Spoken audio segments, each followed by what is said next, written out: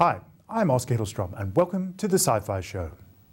This week, Simon Pegg and Nick Frost, the world's biggest geeks, the world's most successful geeks, solve your sci-fi problems. Number one, why does a silicon-based alien life form in Alien like to snack on carbon-based life forms? That's a very interesting question. I would say it's carbon-based, but he's essentially just eating meat. Maybe they're all pregnant and got a weird urge. I mean, they are kind of like serial procreators. They've always got strange cravings, and it's for carbon. Oh, I really fancy a carbon-based life form. Where can I get one? I often fancy a bit of sand. I was going to say, do they eat? But I guess there are moments in the Alien quadrilogy, stupidest word ever invented, where you see it kind of... Oh, is it, or are they just killing? Well, they do the... That's the thing. Maybe they're just killing, they're not eating. No. They are, evolutionarily speaking, they are made to kill. That's all they do. And even in death they kill because their blood's corrosive. So who knows? I think we can all learn something right from that. I think so. Number two, why aren't droids allowed in cantinas? Hey, we don't serve their kind here. It's an old prejudice, isn't it? It's one of those things that will be eventually eradicated. Hopefully some droid will get on a bus on Tatooine and go and sit in the humans bit, and everyone will say, yeah, good for you.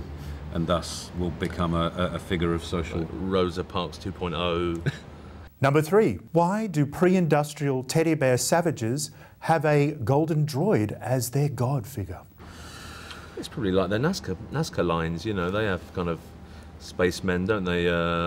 Images from written in the sand. So he was a golden idol. I mean, he kind of like in many ways was the sort of the embodiment of, you know, what the Incas sort of worship. Also, at the same time, it's the replaying of an old racist myth.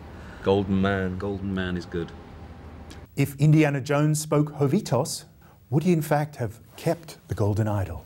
I don't know. That's a good question.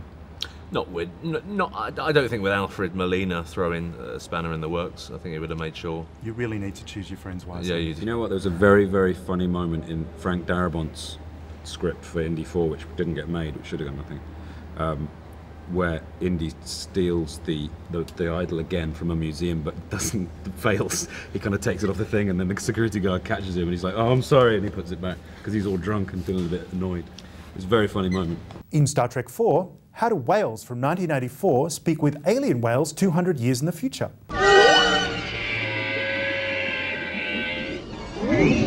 They're going to say, "Listen, the humans aren't that bad after all. They've taken the trouble to slingshot around the sun and get us here into the future in order to placate you, Your Majesty. So give them a chance and maybe don't destroy Earth, because if you do, you'll be destroying us." Basically, when you think about it, the crew of the Enterprise used George and Gracie as a human shield, which is no better than Saddam Hussein. Yes, Muammar Gaddafi. Yeah. Stormtrooper armor. Why is it so rubbish? Now, weren't the Stormtroopers all essentially clones, though? And I did remember reading on a Star Wars lolly So it's that there just was one mum then being massively bereaved all the time. Fett. Jango Fett, Boba Fett's dad. Yeah. Why does it all have to tie together? It doesn't have to. That's just how it works, It's a isn't big universe. I'm not his brother. Yeah, you are. Am I? Well, fair enough.